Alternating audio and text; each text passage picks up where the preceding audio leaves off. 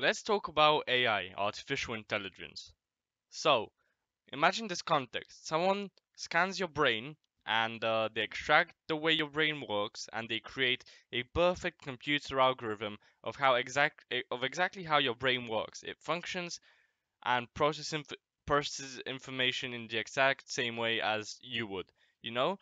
Because we're running off the presumption here that your brain is just like it just takes information and then based if in two identical scenarios you'd make the exact same decision. There's no variance. It just like works in the exact same way. And you make a copy. Actually, that's not that an important presumption, but like let's just assume it because it's like way easier. But like there's so many little things that affect how your brain works that it seems like there's variance, but there's actually not, in my opinion at least. Anyways, let's not go down that rabbit hole. So you take this algorithm, right, and you put it in a computer, and you've got like this little human on your screen that's like running around, and it's like, hey, and it's like exactly like you know, it's like an exact copy of you, and it thinks the same way, and it acts the same way, and it talks the same way, and it's got the same monotone voice as me if it's a copy of me, and okay, so you've got that, right? And it's essentially all it is just a computer program with some graphic design that looks like you. So they've made like a little human that looks like you. It's got like the same little hands and like the same fucking blue Adidas um sweat? No, not sweater. Tracksuit. Um English. Uh and like it's got the same hair and like its brain works in the exact same way. And that's all it is, a bit of code for the brain. Well, I say a bit, that's like such an oversimplification. Your brain is very complex. Okay, let's say like code for the brain, like an algorithm of for how your brain works, and then like the visuals. But that's all it is, right? Just code and graphics. Or is it? Like a lot of people actually will say and go with the argument that that thing there in your computer is shouldn't be caught, much like an animal, much like an endangered animal. It should not be caught. It's like a living thing in some ways. But is it a living thing? Is the question I want to pose to you. Is that thing there a something real, something that is like us, which has a soul, which has like something inside it? Is that thing there on your computer like something that experiences things, that like genuinely experiences emotion, that like if you delete one of its hands it will experience pain? Well, I say delete, it makes it sound painless, but like presuming it's painful, I don't know. Like would it actually feel pain on a deep level? Because obviously like if i if I put another guy there and like the guy in the program chopped off my program version of me's hand off, like he just fucking sawed it off or something, like obviously it would like it would experience pain and it would show as if it's hurt, because that's your brain. Your brain is, if you didn't know that, your brain is actually responsible for pain. Your brain is what registers pain. Because like my finger here, if I cut it off, almost did, uh your finger is just a bit of flesh. Who says that it's gonna experience pain? It won't. Like if you take a slice of meat and you just cut it, it's just a slice of meat and you've just cut a slice of meat. But if you do that to your finger, you know why your finger experiences pain? Because it registers touch, right? Your finger registers touch. And when it registers touch, it tells your brain, oh, someone touched my finger. And touching is okay. But if you cut it, your brain will be like, oh, it's bad that you've lost your finger. Let's put like make sure that you don't do that. So we'll put a very bad pain, like associated with that. Your brain will basically send out a pulse somewhere to like another part of the brain. And that part of the brain instantly makes you feel pain. That's it. Pain is just an illusion, you know, like your brain just creates that illusion of pain to protect you from cutting your finger. Like obviously you won't cut your finger because you know it will hurt. That's the only reason you do it right now. Like if it didn't hurt, then like you wouldn't be as afraid of losing your finger. And maybe, and like, you know, if you didn't have this sense of pain, you'd be much more careless with your whole body. So that's like for evolution. That's like sort of the idea that's developed, and that's kind of the reason why you feel pain. But so on that level, that program in the computer will also display the same amount of pain that you would if someone like if like some guy walked in my room right now and like cut off my hand. But will the program really feel pain? Because like I can just click pause on the program, go and fiddle with some code, and like make it happy again as if nothing happened. Like just delete its memory and just tell it, oh yeah, you've always had like this one hand, like this part of your arm has always been missing, you know, and like you were just born this way. I can just tell it you were born this way, and all of a sudden it's forgotten about everything. It doesn't feel pain. It's all happy and it's all great, you know. So is it really a living thing in the same sense? Because in my opinion, um that thing there, that program there inside the computer is not in any way resemblance of like you on the level that it feels anything, that it experiences. It's not like an animal or a living thing where it experiences something and it has like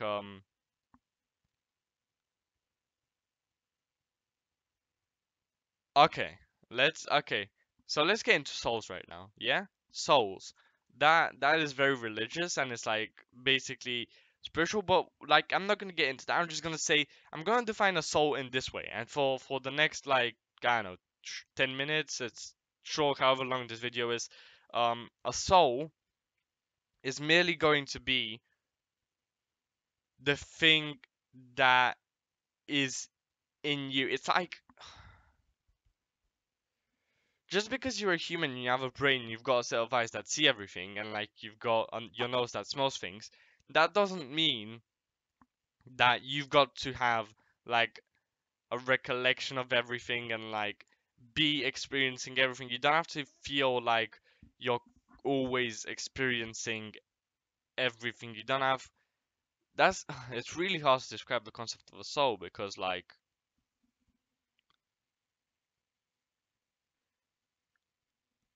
so to you as a human, when you look at another human, to you he's just like he's identical to an NPC from like a computer game, you know? Like if the NPC was smart enough, then like they'd be exactly the same. To you, he is just like a walking thing. So, but to yourself, you are like more than that because you're not just a walking thing, you're literally living inside that thing. Like just because I have a functioning brain and like eyes and shit, that does not mean that I'll necessarily be experiencing everything from like first person view.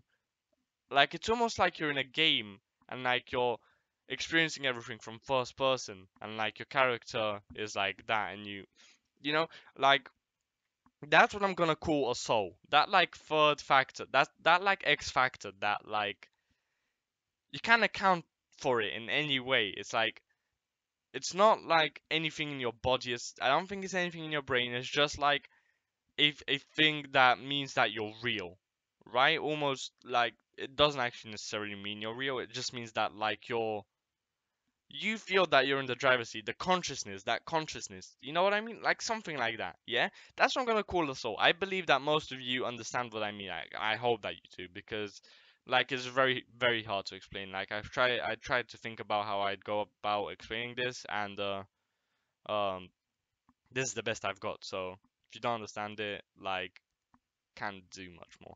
You know, like that's so imagine that you have that.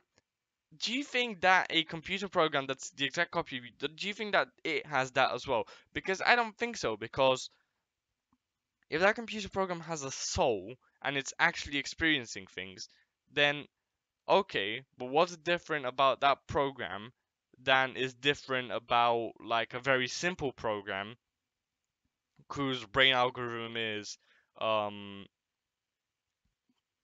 I don't know, like a Minecraft zombie or something, or like any NPC in any game. any NPC in any game has an algorithm, an algorithm resembling a brain. Obviously, not very well because it's very hard to replicate a brain. But um, yeah, an algorithm that like makes them take decisions. Um, so if they have that, that does not necessarily must mean that they have a soul because like a very complex one, I can see why some people would say it has a soul.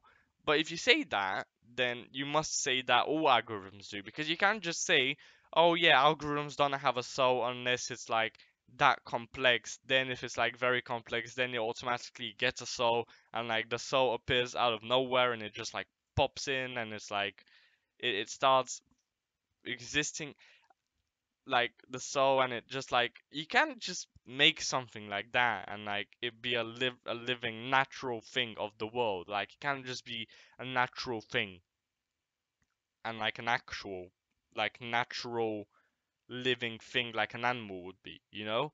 um so I don't know. um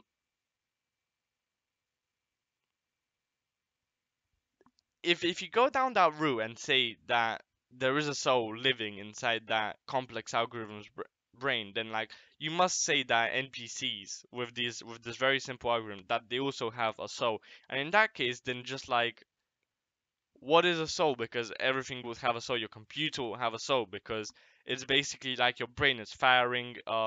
In that case, like pulses of electricity. Your brain is firing well, pulses of electricity as well, kind of. I think. I don't know. Like some pulses, some sort of pulses. I don't know if it's electricity per se, but it resembles your computer in a very similar way. Your brain resembles your computer's processor in the way it operates on the like very basic level where as it sends like electric signals to communicate information. Um, it's basically a rock that's thinking, you know. And in that case, your computer here, your laptop would have a soul by that argument, and that doesn't make sense to me. That's just stupid to me. I mean, I don't understand how that can be.